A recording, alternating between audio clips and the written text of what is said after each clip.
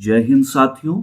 IAS score homework series में आप सभी का स्वागत है। आज है डे 7 और डे 7 में जो आप लोग को टॉपिक दिया गया था ये महाजनपदों का उदय और जैन धर्म से संबंधित टॉपिक था। मुझे उम्मीद है आप लोगों ने इस टॉपिक को पढ़ लिया है।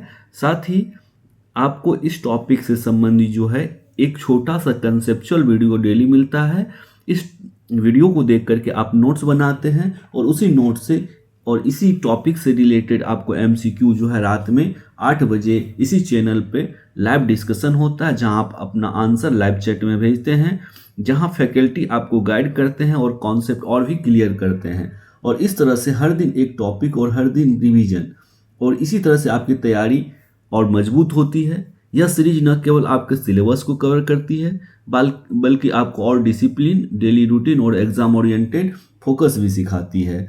तो दोस्तों, यह जो सीरीज है आपके आगामी सभी एग्जाम को ध्यान में रख के बनाया गया है, चाहे वह बीपीएससी एडीओ का एग्जाम हो, बिहार एसआई दरोगा का एग्जाम हो, बिहार एसएससी सीजीएल का एग्जाम हो या बिहार एसएससी इंटर लेवल का एग्जाम हो। जीविका 72 बीपीएससी, पुलिस कांस्टेबल से लेकर के यूपीएससी तक के सभी परीक्षाओं के लिए यह सीरीज बहुत ही महत्वपूर्ण रहने वाला है। यहाँ आपको कॉन्सेप्ट की क्लियरिटी मिलती है और इस तरह से आप अपने जो सब्जेक्ट है उस पर पकड़ बनाते हैं और यही पकड़ आपको एग्जाम में काम आती है और आप एग्जाम में अच्छा मार्क्स ला करके अपनी सफलता को सुनिश्चित कर सकते हैं। तो दोस्तों, आइए बिना देर किए हुए शुरू करते हैं आज की इस सीरीज को। इस सीरीज में जो है हम लोग पहले 16 महाजनपद के बारे में देखेंगे। दोस्तों, ये जो है आपको रात में 8 बजे आप इसी YouTube चैनल पे आपको MCQ डिस्कशन होगा और इन दोनों टॉपिक को मिला करके 85+ MCQ का डिस्कशन होगा। तो रात में 8 बजे जरूर जुड़ेंगे सभी। दोस्तों, ये जो सबसे पहला टॉपिक है महाजनपद काल, इसे हम लोग मैप के थ्रू देखना चाहे तो आप देखेंगे ये रहा कंबोज, ये गंधार। ये गंधार जो है अफगानिस्तान और पाकिस्तान वाले रीजन में है और कंबोज ये अफगानिस्तान वाले रीजन में है। तो प्रश्न पूछा जाता है वर्तमान के जो भारत है इससे बाहर कौन कौन से महाजनपद है। टोटल कितने महाजनपद है? 16 महाजनपद है। और इन 16 महाजनपदों की जानकारी कहाँ से मिलती है? तो अंगुत्तर निकाय। अंगुत्तर निकाय अर्थात बौद्ध धर्म का ग्रंथ है अंगुत्तर निकाय। इसी अंगुत्तर निकाय से इन 16 महाजनपदों की जानकारी मिलती है। और परीक्षा में प्रश्न पूछा जाता है कि भारतीय जो सीमा रेखा है, वर्तमान की सीमा रेखा, इस सीमा रेखा क्षेत्र से बाहर कौन कौन से महाजनपद है? तो याद रखेंगे कंबोज और गंधार है। साथ ही प्रश्न पूछा जाता है कि जितने भी महाजनपद है उसमें सबसे दक्षिणी महाजनपद कौन है? सबसे दक्षिण में अवस्थित यह है अशमक, जिसकी राजधानी पोटली या पाटन या प्रतिष्ठान भी बोलते हैं। और पूछा जाता है ये जो सबसे दक्षिण वाला जो महाजनपद है किस नदी के किनारे बसा हुआ था? इसे भी ध्यान रखेंगे, गोदावरी नदी के किनारे। और बिहार रिलेटेड एग्जाम में पूछा जाता है कि कौन कौन से जो महाजनपद है, महाजनपद वाला रीजन ये बिहार में अवस्थित था। तो 3 जो है बिहार में है, जिसमें एक आता है मगध, दूसरा आता अंग और तीसरा आता है आप देख सकते हैं वज्जी। वैशाली का वज्जी जो है, वज्जी महासंघ था, वज्जी में ही विदेह सब भी आता था। ठीक है, ये सभी राजधानी जो है वैशाली का या वज्जी वाला, ये सभी 3 जो है बिहार से संबंधित महाजनपद है। इसके अलावा आप देख सकते हैं कुरु, ये वही कुरु है जिसे कुरुक्षेत्र बना, जहाँ लड़ाई हुई थी। सुरसेन मथुरा जो कंस की राजधानी थी, जो कंस कृष्ण के मामा थे कंस, उसकी राजधानी सुरसेन मथुरा। इसके अलावा मत्स्य राजस्थान में, अवंती मध्य प्रदेश में, चेदी वत्स, इसके अलावा मल, कौशल, काशी, ये सभी के सभी जो है राजधानी है किसके? महाजनपद काल के। ये बहुत इंपॉर्टेंट है। आगे देखें महाजनपदों का उदय, राइज ऑफ महाजनपदाज। तो कुल कितने महाजनपद है? टोटल नंबर ऑफ महाजनपदाज तो ये 16 है। ये परीक्षाओं के लिए इंपॉर्टेंट हो जाता है। महाजनपदों की जानकारी का प्रमुख स्रोत क्या है? तो बौद्ध ग्रंथ का अंगुत्तर निकाय जो है महाजनपदों की जानकारी का प्रमुख स्रोत है। बौद्ध ग्रंथ जो है पूछा जाता है कि अंगुत्तर निकाय क्या है? तो अंगुत्तर निकाय बौद्ध ग्रंथ है। और ये इसे याद रखेंगे, इसमें क्या लिखा गया है? तो 16 महाजनपदों की जानकारी दी गई है। इन 16 महाजनपदों में एक जो है अंग है, अंग महाजनपद है। अंग महाजनपद की राजधानी कहाँ है? तो अंग महाजनपद की राजधानी चंपा है। और यह जो वर्तमान में कहाँ अवस्थित है? तो बिहार में अवस्थित है। और बिहार के किन किन जिलों में? तो भागलपुर और मुंगेर जिलों में यह अवस्थित है। अंग की राजधानी चंपा और भागलपुर और मुंगेर जिले वर्तमान बिहार के, ये इंपॉर्टेंट है। आगे है मगध। मगध की राजधानी, यहाँ अधिकतर जो है राजधानी से संबंधित प्रश्न पूछे जाते हैं, अभी तक का जो ट्रेंड देखा गया है। मगध की राजधानी जो है गिरिव्रज है। बीपीएससी जो है हमेशा इस बीपीएससी का फेवरेट क्वेश्चन है, हमेशा यहाँ से प्रश्न बनते रहता है। मगध की राजधानी कहाँ है, तो गिरिव्रज है। और गिरिव्रज को क्या बोला जाता है, राजगिरी। राजगिरी या गिरिव्रज यह पटना गया के आसपास का रीजन है, बिहार का रीजन है। पटना और गया के आसपास वाले रीजन को मगध बोला जाता है। और पुराने समय प्राचीन मगध जो महाजनपद था, इसी के आसपास वाला रीजन था। और काशी वाराणसी का जो वर्तमान का क्षेत्र है उत्तर प्रदेश, ये रीजन जो है काशी, और उस समय काशी की राजधानी वाराणसी थी। और वत्स की राजधानी क्या थी, कौशाम्बी। और यह जो कौशाम्बी, वर्तमान का कौशाम्बी वाला रीजन है, वत्स वाला रीजन है, इलाहाबाद के निकट के आसपास का क्षेत्र है जो उत्तर प्रदेश में अवस्थित है। इसके अलावा वज्जी जो अभी देख रहे थे, बिहार में जो 3 है उसमें से एक वज्जी था। और वज्जी संघ भी बोलते हैं। वज्जी संघ की राजधानी वैशाली, विदय और मिथिला, ये अलग अलग राजधानी होने की वजह है। वज्जी छोटे छोटे 8 राज्यों का संघ था, और इन्हीं 8 राज्यों के संघ से मिलकर के वज्जी बना था, और जिसकी राजधानी वैशाली, विदय और मिथिला थी। आगे कौशल की राजधानी जो है, कौशल की राजधानी श्रावस्ती थी, और यह फैजाबाद, गोंडा और बहराइच जिले में अवस्थित है। यह कौशल राज, यह उस समय का जो कौशल राज था, वर्तमान के फैजाबाद, गोंडा और बहराइच जिले के आसपास की अवस्थिति थी, और इस कौशल राज की राजधानी थी श्रावस्ती। अवंती राज की राजधानी की बात करें तो अवंती राज की राजधानी जो है उज्जैन है, और यह उज्जैन और माहिष्मती 2 राजधानी है। साथ ही यह मालवा के आसपास का रीजन है। यह जो अवंती है, अवंती मालवा के आसपास का रीजन है, और यह मध्य प्रदेश में अवस्थित है। मल की राजधानी कुशावती, और यह जो मल वाला जो राज था, ये देवरिया, बस्ती, गोरखपुर, उत्तर प्रदेश के आसपास का रीजन है। पांचाल की राजधानी अहिच्छत्र और काम्पिल, और यह जो रीजन है बरेली, बदायूं, फर्रुखाबाद, उत्तर प्रदेश के आसपास का रीजन है। इसे ध्यान रखेंगे, ये पांचाल है। आगे देखें तो चैदी की राजधानी जो है शक्तिमती है, और किसी किसी बुक में सुक्तिमती भी लिखा रहेगा, इसमें कंफ्यूज नहीं होंगे। यह बुंदेलखंड, उत्तर प्रदेश के आसपास का रीजन है, ये चैदी की राजधानी। और कुरु की राजधानी इंद्रप्रस्थ है। कुरु जो राज है, जिससे कुरुक्षेत्र वर्ड बना है, कुरु, ये कुरु की राजधानी इंद्रप्रस्थ। और साथ में आपको पता होना चाहिए, ये दिल्ली जो अभी वर्तमान का दिल्ली है, इसका प्राचीन नाम इंद्रप्रस्थ हुआ करता था, और यह आधुनिक दिल्ली, मेरठ और हरियाणा के आसपास का रीजन है। मत्स्य की राजधानी विराटनगर, और ये मत्स्य की राजधानी विराटनगर, ये नेपाल वाला विराटनगर नहीं है, इसे ध्यान रखेंगे। ये कहाँ का है, तो राजस्थान का विराटनगर है। तो विराटनगर जो आज वर्तमान के जयपुर, अलवर और भरतपुर के आसपास का रीजन आता है, इसी रीजन को उस समय विराटनगर बोला जाता था, और ये मत्स्य राज की राजधानी हुआ करती थी। कंबोज की राजधानी हाटक, और यह जो है राजौरी और हजारा, ये दिल्ली का जो राजौरी और हजारा वाला क्षेत्र है, ये जो जगह था, ये कंबोज के राज के महाजनपद के अंतर्गत आता था, और जिसकी राजधानी हाटक थी। नेक्स्ट है सूरसेन की राजधानी। आपको फर्स्ट स्लाइड में ही बताया, सूरसेन मतलब कंस का जो राज था, ये सूरसेन राज के आसपास का रीजन है, और ये मथुरा, उत्तर प्रदेश से संबंधित है।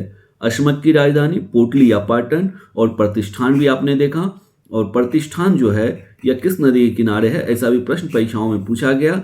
ये गोदावरी नदी के तट पर, गोदावरी नदी के पास अवस्थित है, ये अशमक है। और साथ ही प्रश्न परीक्षाओं में पूछा जाता है कि दक्षिण भारत का एकमात्र महाजनपद का नाम बताइए, दक्षिण भारत में जो अवस्थित हो, सिचुएटेड हो, यह है अशमक। और गांधार जो है, गांधार की राजधानी कहाँ है, तो तक्षशिला। और कांधार कहाँ है, रावलपिंडी और पेशावर, थोड़ा सा भाग अफगानिस्तान का भी आ जाता है, ये कांधार का आसपास। और राजधानी कहाँ की, तक्षशिला। ठीक है, कांधार की राजधानी तक्षशिला है, इसे ध्यान रखेंगे। आगे इस तरह से दोस्तों हम लोगों ने जो इम्पोर्टेंट हो सकता था किससे, महाजनपद से संबंधित उन सभी टॉपिक को डिस्कशन किया है। ये वन लाइनर है, शॉर्ट कंसेप्चुअल वीडियो है।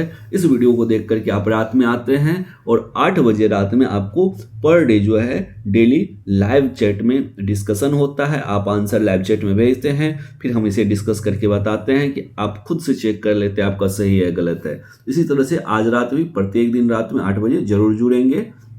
हम लोग देखते हैं आज का दूसरा टॉपिक। दूसरा टॉपिक क्या कहता है? दूसरा टॉपिक कहता है जैन धर्म के बारे में, जैनिज्म के बारे में। जैनिज्म क्या है, जैन धर्म क्या है? तो जैन धर्म के संस्थापक और प्रथम तीर्थंकर जो है ऋषभ देव हुए। जैन धर्म के बहुत सारे स्टूडेंट को कन्फ्यूजन होता है जैन धर्म को लेकर के कि जैन धर्म क्या है। जैन धर्म तो हमेशा सब सुना होता, महावीर स्वामी महावीर स्वामी, तो सबको लगता है कि जैन धर्म के जो संस्थापक होंगे महावीर स्वामी होंगे। बिल्कुल भी ऐसा नहीं है। संस्थापक महावीर स्वामी नहीं है। संस्थापक जो है प्रथम तीर्थंकर है, जो पहले इसके तीर्थंकर हुए ये है ऋषभ देव, इसे ध्यान रखेंगे। साथ ही ये संस्थापक भी है और प्रथम तीर्थंकर है।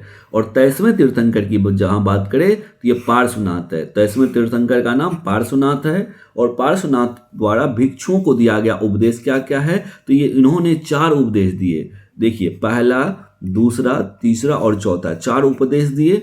इन उपदेशों में क्या क्या है? सत्य अर्थात झूठ नहीं बोलना चाहिए, अहिंसा अर्थात हिंसा नहीं करना चाहिए, अस्तेय अर्थात चोरी नहीं करना चाहिए, अपरिग्रह संपत्ति का ये कह सकते हैं इकट्ठा संपत्ति इकट्ठा नहीं करना चाहिए, अपरिग्रह हुआ।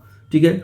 और जब महावीर स्वामी आते हैं 24वें तीर्थंकर बन करके महावीर स्वामी आते हैं, तब ये एक और इसमें जोड़ देते हैं जो 4 से 5 बन जाता है। 4 से 5 बन जाता है। तो ये जो 4 है ये अनुव्रत कहलाता है, और जो एक और जोड़ने से 5 बन जाता है उन्हें महाव्रत कहा जाता है।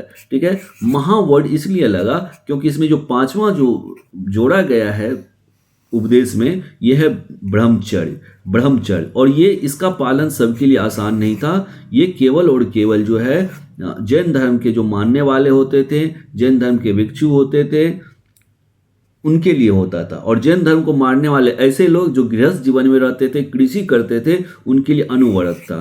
तो इसे ध्यान रखेंगे, यहाँ से परीक्षाओं में प्रश्न देखने को मिलेगा।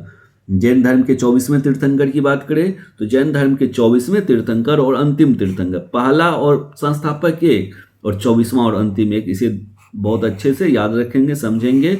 और ये है महावीर स्वामी। महावीर का जन्म, महावीर स्वामी का जन्म कहाँ हुआ, किस स्थान पर हुआ और किस वर्ष में हुआ? 540 ईसा पूर्व में हुआ और ये कुंडग्राम में हुआ। ठीक है। वैशाली के कुंडग्राम में महावीर स्वामी का जन्म हुआ। महावीर के पिता का नाम सिद्धार्थ था और ज्ञात्रिक कुल के सरदार थे। तो इसे ध्यान रखेंगे, पूछा जाएगा प्रश्न परीक्षाओं में, किस कुल के सरदार थे, किस वंश के थे? तो ज्ञात्रिक कुल के सरदार थे। कौन? सिद्धार्थ। और सिद्धार्थ कौन है? महावीर स्वामी के पिता है। महावीर स्वामी के माता का नाम त्रिशला है। त्रिशला है। और त्रिशला कौन है? लिच्छवी के राजा, जो 8 गणराज है वज्जी संघ में एक राज है, उसमें लिच्छवी। और लिच्छवी के राजा जो चेटक है, चेटक की बहन है। कौन है चेटक की बहन? त्रिशला। महावीर की माता का नाम है त्रिशला और त्रिशला जो है चेटक की बहन है। इस तरह से राजा चेटक के भांजा हुए महावीर स्वामी, राजा चेटक के भांजे हुए महावीर स्वामी। महावीर की पत्नी और पुत्री, महावीर की पत्नी की नाम तो याद रखेंगे यशोदा। महावीर स्वामी की पत्नी यशोदा थी और पुत्री का नाम जो है अनोजा प्रियदर्शनी। अनोजा प्रियदर्शनी कौन है? पुत्री है। और साथ ही हम लोग नेक्स्ट स्लाइड में हम लोग जब देखेंगे तो पता चलेगा कि अनोजा प्रियदर्शनी की जो शादी हुई थी ये हुई थी जामिल से। किन से हुई थी? अनोजा प्रियदर्शनी की शादी जामिल से हुई थी। और इस तरह से पूछा जाता प्रश्न, जो महावीर स्वामी के दामाद कौन थे? तो जामिल थे। और महावीर स्वामी के प्रथम अनुयायी कौन थे? तो ये जामिल थे, प्रथम अनुयायी। इसे ध्यान रखेंगे, इसे आगे हम लोग देखने वाले हैं। बस यहाँ बात आई अनोजा प्रियदर्शनी की तो यहाँ बता दिए ताकि आपको अच्छे से याद हो जाए, कॉन्सेप्ट क्लियर हो जाए। ये अनुयायी, तो महावीर स्वामी के प्रथम अनुयायी कौन है? जामिल है। और यशोदा और अनोजा यशोदा क्या है? पत्नी है। और अनोजा प्रियदर्शनी पुत्री है, वाइफ एंड डॉटर। महावीर के बचपन का नाम वर्धमान है। Childhood name of the Mahavir Vardhaman, इसे ध्यान रखेंगे। वर्धमान ने संन्यास जीवन कब स्वीकार किया? तो 30 वर्ष की अवस्था में वर्धमान ने संन्यास जीवन को स्वीकार किया। और ज्ञान प्राप्ति का स्थान और आयु क्या है? तो रिजु पालिका नदी के तट पर 42 वर्ष की आयु में उन्होंने ज्ञान की प्राप्ति की। किसकी बात हो रही है? महावीर स्वामी। और 30 वर्ष की अवस्था में वे घर से निकले थे। और टोटल कितने वर्ष की तपस्या के बाद ज्ञान की प्राप्ति हुई? 12 वर्ष। इसी तरह से 30 और 12 मिलकर के 42 वर्ष की आयु में उन्हें ज्ञान की प्राप्ति हुई। किस नदी किनारे हुई? तो रिजु पालिका नदी किनारे हुई, इसे याद रखेंगे। और साथ ही ये जो महावीर स्वामी को ज्ञान की प्राप्ति हुई है, ये 42 वर्ष की अवस्था में हुई है, इसे भी ध्यान रखना है। ज्ञान प्राप्ति के बाद महावीर क्या कहलाए, तो महावीर के लिए 3 वर्ड का प्रयोग होता है। सबसे पहले जीन, जिसका अर्थ होता है विजेता, जीन का अर्थ होता है विजेता। उसके बाद अरहत, अरहत का अर्थ होता है पूज्य।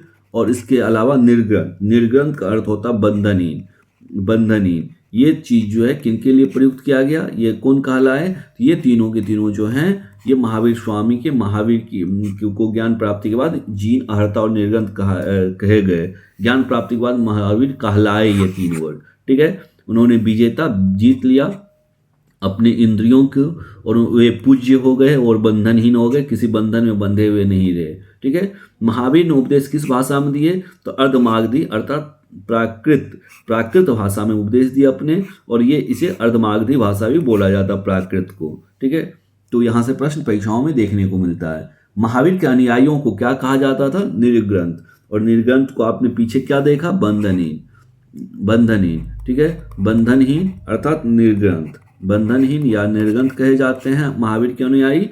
और महावीर के प्रथम अनुयायी हम लोगों ने पीछे डिस्कशन किया है, उनके ही दामाद जो है अनुजा प्रियदर्शिनी के पति अर्थात उनके दामाद जामिल, जामिल जो है महावीर के प्रथम अनुयायी थे। प्रथम जैन भिक्षुनी कौन थी, जैन भिक्षुनी जो है ये चंपा है, जैन भिक्षुनी का नाम चंपा है। और ये चंपा कौन है, तो ये नरेश मतलब राजा दधिवाहन की पुत्री है, नाम है चंपा। ये प्रथम भिक्षुनी बनी, किनकी भिक्षुनी है यह चंपा, तो महावीर स्वामी की भिक्षुनी है चंपा। आगे बात करें, महावीर ने अपने शिष्यों को कितने गंधरों में विभाजित किया, तो कुल 11 गंधरों में जितने भी शिष्य थे इन सबको अलग अलग जगह विभाजित किए और इस तरह से एक गंधर बनाया, और इस तरह से गंधरों की कुल संख्या 11 हो गई। तो 11 गंधरों में विभाजित किया गया, किनके शिष्य को, महावीर ने अपने शिष्य को ही 11 गंधरों में विभाजित किया।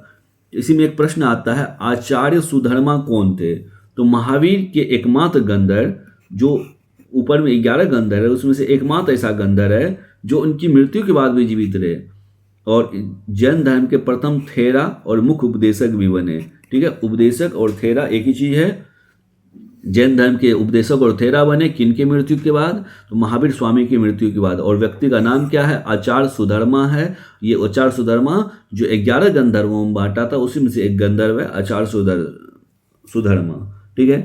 स्वामी जो है महावीर की भिक्षुनी संघ की प्रमुख कौन थी, स्वामी जी भिक्षुनी संघ चलाते थे।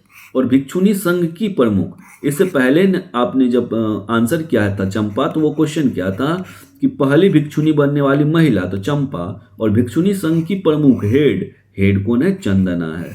चंदना याद रखेंगे, हेड कौन है, चंदना है। आगे देखें, प्रथम तीर्थंकर ऋषभ देव का प्रतीक क्या है, एक दो प्रतीक भी याद रख लेंगे आप लोग, तो ये सांड है। और 23वें तीर्थंकर के प्रतीक पार्श्वनाथ, ठीक है, ये सर्प। 23वें तीर्थंकर कौन, तो पार्श्वनाथ, उनके प्रतीक सर्प। और 24वें तीर्थंकर महावीर स्वामी का प्रतीक सिंह, तो इसे याद रखेंगे। तीनों शौ से है, सांड, सर्प, सिंह, ठीक है। तो बस याद रखने के लिए, अदरवाइज नहीं है इसमें। महावीर सिंह याद रखिएगा, महावीर सिंह, पार्श्व सर्प, ऋषभ सांड, ठीक है। ऐसे करके ऋषभ देव सांड, कुछ ना कुछ आप अपने हिसाब से भी ट्रिक लगा करके इसे हमेशा के लिए याद रख सकते हैं, ये इंपॉर्टेंट है। आगे देखें, ऋग्वेद में जिन तीर्थंकरों का उल्लेख है उसका नाम बताइए। ऋग्वेद में, ऋग्वेदिक काल जो ऋग्वेद लिखा गया था, जो वेद 4 है उसमें ऋग्वेद, यजुर्वेद, सामवेद, अथर्ववेद, उसी में सबसे पहला और सबसे प्राचीन वेद जो है ऋग्वेद है। और उसी ऋग्वेद में किन किन तीर्थंकरों का उल्लेख हुआ है, इसमें सबसे पहला नाम आता है ऋषभदेव और अरिष्टनेमी का।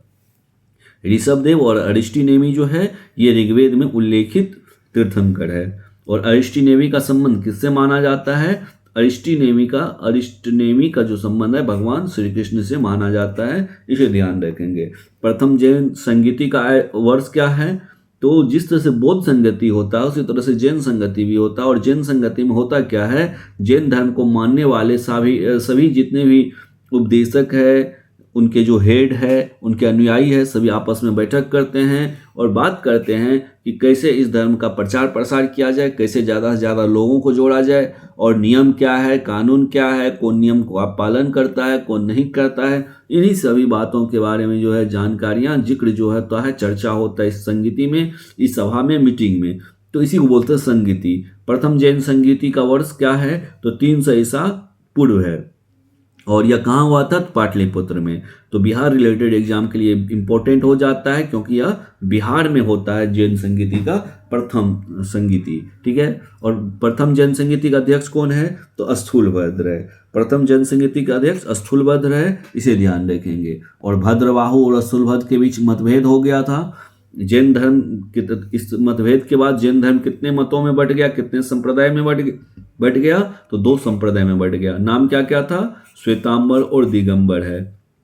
और जो श्वेतांबर है, श्वेत अंबर, श्वेत मतलब सफेद और अंबर मतलब वस्त्र, अर्थात श्वेत वस्त्र धारण करने वाले व्यक्ति को श्वेतांबर बोला गया। और दिगंबर, दिक होता है, दिक एक संधि विच्छेद का वर्ड है, दिक मतलब होता है नग्न, नग्न रहने वाले व्यक्ति को दिगंबर कहा जाता है। अब आपको याद करना है श्वेतांबर के कौन थे, किनके से श्वेतांबर कहलाए, तो याद रखेंगे एस वर्ड से 100 वर्ड से स्थूलभद्र है, तो इसको इसी में याद रख लेंगे। और इसके अलावा जो बच जाएगा, वैसे तो इसमें ऐसा नहीं मिलता है, लेकिन जो बच गया भद्रबाहु, उसमें लगा देंगे दिगंबर। तो इजी है, सिंपल है। आप कैसे बातों को देख पाते हैं, कैसे हमेशा के लिए याद रख पाते हैं, कैसे आप एग्जाम के प्रेशर में भी उस चीज़ को नहीं भूल पाते हैं, ये आपके लिए इम्पोर्टेंट है। इस तरह से आपका रिवीजन जो है शॉर्ट और कंसेप्चुअल वे में कराने का प्रयास किया गया है। यदि वीडियो पसंद आ रहा है तो वीडियो को लाइक और चैनल को सब्सक्राइब करें, अपने दोस्तों के साथ शेयर जरूर कर दें। आगे देखिए, इसी टॉपिक में द्वितीय जैन संगीति की बात होती है। तो द्वितीय जैन संगीति का स्थान क्या है, वल्लभी, गुजरात में है। गुजरात के वल्लभी में है। और जैन धर्म और ये इस समय जो है द्वितीय बौद्ध संगीति होता है। इस समय कौन होते हैं इसके अध्यक्ष, तो इसे भी याद रखेंगे, क्षमा श्रवण। कौन होते हैं, क्षमा श्रवण होते हैं। और जैन धर्म के त्रिरत्न की बात करें, कौन कौन है, सम्यक दर्शन, सम्यक ज्ञान और सम्यक आचरण, ये जो है जैन धर्म के त्रिरत्न है, ठीक है। 3 jewels of the Jainism, right faith, right knowledge और राइट कंडक्ट। जैन धर्म का 5वां महाव्रत क्या है, तो ब्रह्मचर्य, आपको पीछे भी बताया है, सेलिबेसी जो है इसका 5वां महाव्रत है। और जैन धर्म जिसकी मान्यता नहीं है ईश्वर की, जैन धर्म में किसकी मान्यता नहीं है, ईश्वर की मान्यता नहीं है, ठीक है। Believe not accepted in Jainism existence of God.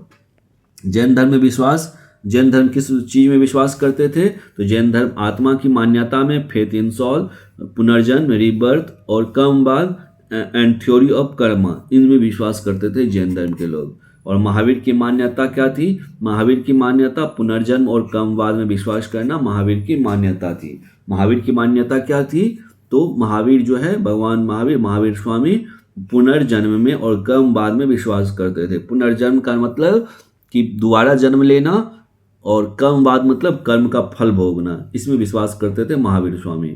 साथ ही आत्मा वाली बात, पुनर्जन्म, कर्मवाद, ये तीनों याद रखेंगे। आत्मा, पुनर्जन्म और कर्मवाद, ये तीनों को याद रखेंगे, थ्योरी ऑफ कर्मा। और जैन धर्म के सप्तभंगी ज्ञान का अन्य नाम क्या है, स्यादवाद और अनेकांतवाद। ये वर्ड याद रखेंगे, यहाँ से कई बार परीक्षाओं में प्रश्न देखने को मिला है। सप्तभंगी ज्ञान और स्यादवाद और अनेकांतवाद क्या है, इसके नाम से भी स्पष्ट है, समझिएगा। अनेकांत मतलब एक मत नहीं, अनेक मत, अर्थात एक गिलास है और गिलास में पानी भरा हुआ है, ठीक है। पानी जो है यहाँ ऐसे भरा हुआ है। यदि हम 2 अलग अलग व्यक्ति से पूछे कि क्या देख रहे हो, तो एक व्यक्ति देखेगा कि आधा खाली है, एक व्यक्ति देखेगा खाली दिखाई देगा, एक व्यक्ति को दिखाई देगा आधा भरा हुआ है। तो 2 तरह का मत तो हो गया, मत अनेक। इसी तरह से इसमें अनेक मत है, ठीक है। अनेक तरह का मत दिया जाएगा, यही अनेकांतवाद है। चीज एक ही है लेकिन मत अलग अलग है, अनेक मत है। एक ही चीज का जब अनेक मत हो जाए तो इस थ्योरी को बोलते हैं अनेकांतवाद, और इसी को बोलते हैं स्यादवाद।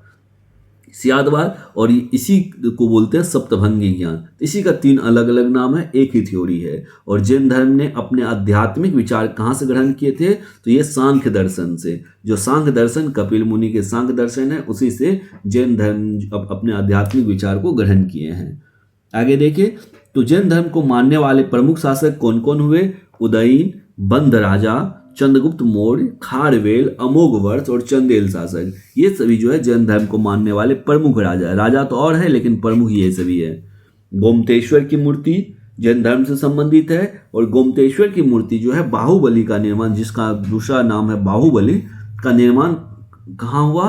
तो मैसूर के गंग वंश के मंत्री चामुंड के प्रोत्साहन से श्रवणबेलगोला कर्नाटक में इसका निर्माण हुआ। किस मूर्ति की बात हो रही है? गोमतेश्वर की मूर्ति की बात हो रही है। कहाँ पे है? तो कर्नाटक में है। कर्नाटक की किस जगह पे है? तो श्रवणबेलगोला में है। किनके द्वारा बनाया गया था? तो मैसूर के गंग वंश के शासक थे चामुंड, इन्हीं के प्रोत्साहन से बनाया गया था। गोमतेश्वर की मूर्ति की ऊंचाई कितनी है? तो 18 मीटर है। गोमतेश्वर की मूर्ति का निर्माण विधि क्या है? तो एक ही चट्टान को काट कर जब मूर्ति बनाया जाए तो इसे कहा जाता है कायोत्सर्ग विधि, ठीक है, मुद्रा। और इस तरह से एक ही चट्टान को काट करके बनाया जाता है यह मूर्ति। और खजुराहो में जैन मंदिर का निर्माण तो चंदेल शासकों के द्वारा किया गया। मौर्योत्तर युग में जैन धर्म के प्रसिद्ध केंद्र कौन हुए? तो मौर्य के बाद वाले समय को मौर्योत्तर युग कहते हैं, और मौर्योत्तर युग में जैन धर्म का प्रसिद्ध केंद्र जो था यह मथुरा था। मथुरा कला का संबंध किस धर्म से है? तो जैन धर्म से है। यहाँ से भी प्रश्न पूछा जाता है परीक्षाओं में। जैन तीर्थंकरों की जीवनी जिस ग्रंथ में लिखा है उस ग्रंथ को क्या नाम दिया जाता है? तो उस ग्रंथ का नाम दिया जाता है कल्पसूत्र। जैन तीर्थंकरों की जीवनी जिस ग्रंथ में लिखी जाती है उसे बोला जाता है कल्पसूत्र, ठीक है। आगे बढ़े, तो कल्पसूत्र के रचयिता पूछा जाए तो कल्पसूत्र के रचयिता जो है भद्रबाहु है। कल्पसूत्र के रचयिता भद्रबाहु है। और महावीर का निर्वाण का स्थान क्या है? तो पावापुरी राजगीर है। किस वर्ष निर्माण की प्राप्ति हुई होती है? तो 468 ईसा पूर्व में। और आयु, ये जो किस आयु में होती है निर्वाण की प्राप्ति? अर्थात मृत्यु 72 वर्ष की आयु में। और महावीर को निर्वाण प्राप्त कहाँ हुआ था? तो मल के राजा थे। आपने देखा 16 महाजनपद में एक मल महाजनपद भी था, देवरिया के आसपास का रीजन था। तो वही मल राजा सुस्तिपाल के राजप्रसाद अर्थात महल में इनकी मृत्यु हो जाती है। किनकी मृत्यु की बात हो रही है? महावीर स्वामी की मृत्यु की बात हो रही है। ये सभी आपके लिए इंपॉर्टेंट है। तो दोस्तों आपने क्या देखा? आपने देखा 2 टॉपिक को। पहला टॉपिक महाजनपद का उदय और दूसरा टॉपिक जैन धर्म से था। तो महाजनपद और जैन धर्म से रिलेटेड जो है 85+ MCQ को रात में 8 बजे डिस्कशन किया जाएगा इसी यूट्यूब चैनल पे। और आप लाइव में आकर के सभी का आंसर दे सकते हैं, आप रिवीजन कर सकते हैं। और यही रिवीजन जो आपके एग्जाम में बहुत ही हेल्प करेगा, बहुत ही एजी दिलाएगा, और आप अच्छे नंबर से अपनी सफलता को सुनिश्चित कर सकते हैं। तो दोस्तों उम्मीद करते हैं कि यह वीडियो पसंद आया होगा। यदि पसंद आया हो तो वीडियो को लाइक ज़रूर कर दें, अपने दोस्तों के साथ शेयर करें, और कुछ सजेशन हो तो कमेंट बॉक्स में ज़रूर दें। मिलते हैं हम लोग रात के सेशन में। धन्यवाद। जय हिंद।